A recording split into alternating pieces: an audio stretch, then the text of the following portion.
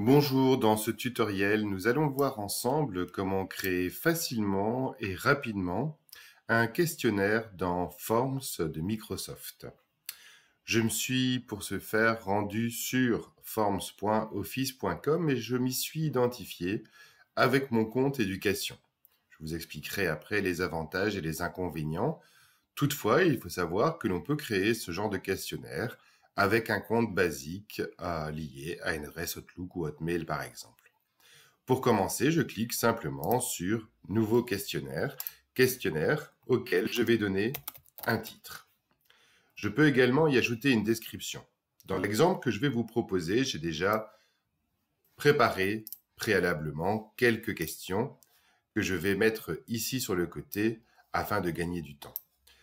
Peut-on améliorer sa mémoire, c'est pas sorcier, est en fait la référence que je vais proposer aux élèves. Je vais donc l'intégrer dans la description, ce qui permettra aux élèves de pouvoir aller consulter la vidéo sur Internet s'ils le souhaitent.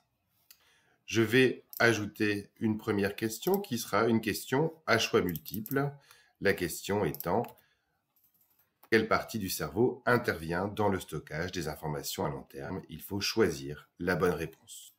Je vais donc encoder mes différentes propositions. Vous voyez que je peux travailler très vite ici puisque j'ai déjà mon questionnaire qui est prêt. Je vais cocher la bonne réponse. Je vais veiller à la rendre ici obligatoire et lui attribuer des points. Je vais, dans l'exemple ici, lui donner un point. J'ajoute ensuite une autre question, également à choix multiples. La mémoire à court terme permet, et dans le cas présent, je vais avoir plusieurs propositions. Et comme vous le verrez, 2 propositions sont correctes.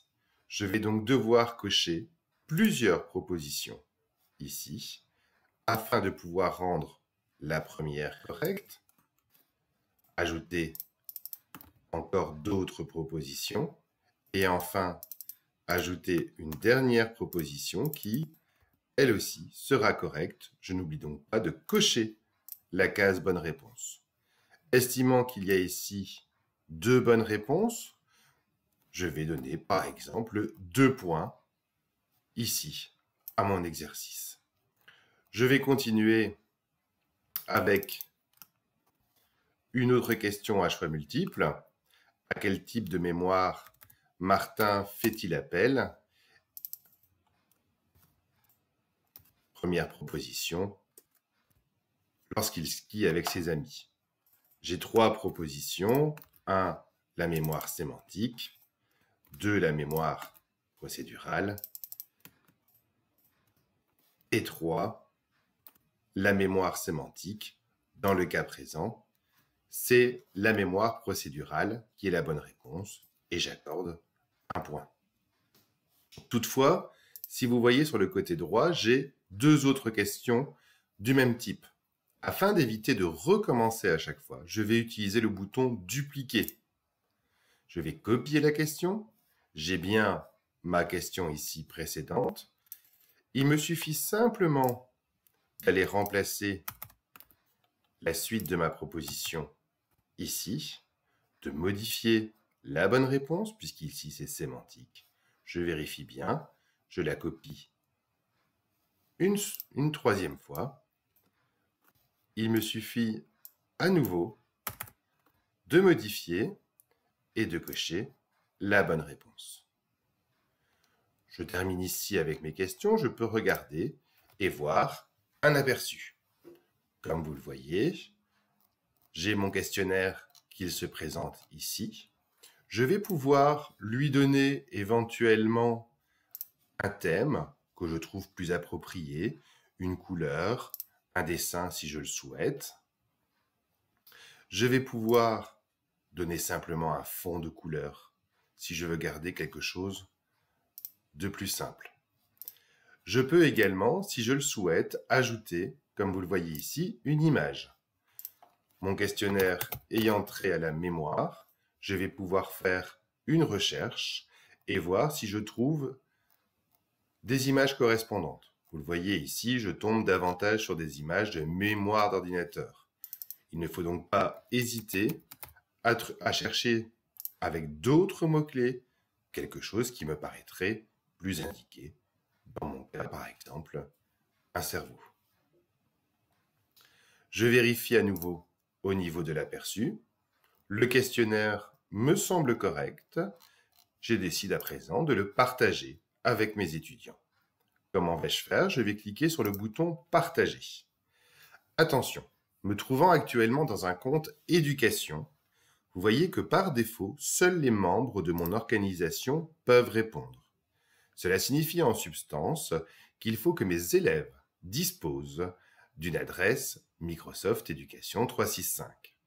Si ce n'est pas le cas, si moi seul enseignant dispose de ce type d'adresse, je vais choisir alors « Toute personne ayant le lien peut répondre ». Je dispose dès lors d'un lien que je vais pouvoir copier, mais également de la possibilité de pouvoir le faire en QR code. Petite astuce, mais très importante, si j'envoie mon questionnaire avec un lien « Toute personne ayant le lien pour répondre », je veillerai à ajouter dès le début de mon questionnaire une question nom et prénom que je vais rendre obligatoire. En effet, si je ne le fais pas, je vais me retrouver avec des questionnaires dont je ne pourrai pas identifier l'élève qui l'a rempli. J'en profite pour vérifier si toutes mes questions sont bien obligatoires. C'est le cas ici. Je vérifie jusqu'au bout. Une dernière fois, l'aperçu. Vous voyez également qu'apparaît le petit logo du lecteur immersif qui permettra aux élèves de pouvoir utiliser le lecteur immersif pour lire le questionnaire.